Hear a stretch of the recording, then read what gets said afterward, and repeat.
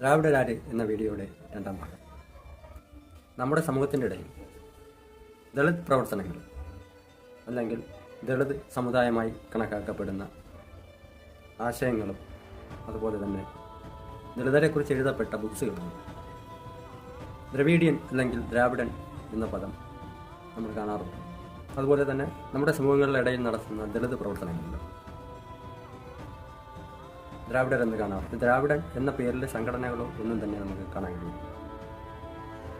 പക്ഷേ അതിൻ്റെ ഉള്ളിൽ ആരാണെന്നുള്ള ചോദ്യത്തിന് കൃത്യമായ ആൻസർ തരുന്നത് നമ്മൾ ദ്രവീഡിയൻസ് ആണ് എന്ന്.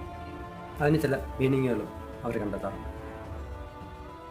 അപ്പോൾ അത്തരത്തിലുള്ള പ്രവർത്തനങ്ങളിലൂടെ കടന്നു വന്ന തലമുറകളുടെ സന്തതികൾ, അവരുടെ കുഞ്ഞുങ്ങൾക്ക് അവരുടെ പേരിനോടൊപ്പം തന്നെ ദ്രാവിഡ് എന്ന് ചേർത്തുകൊണ്ടാണ്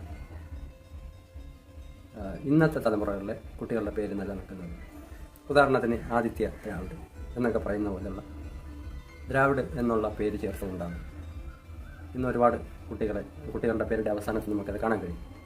പക്ഷേ അത് എന്തുകൊണ്ടാണ് ദ്രാവിഡ് എന്ന് ചേർക്കുന്നതെന്നോ എന്താണ് ദ്രാവിഡം